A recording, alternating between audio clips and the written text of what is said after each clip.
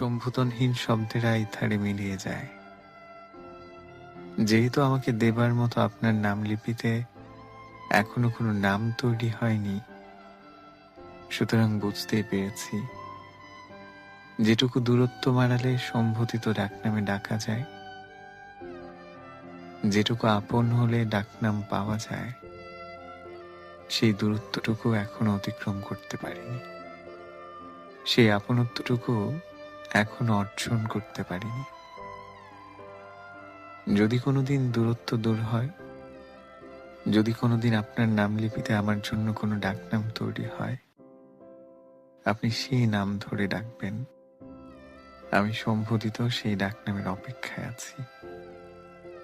আমি সম্বোধিত সেই ডাকনামের অপেক্ষায় আছি।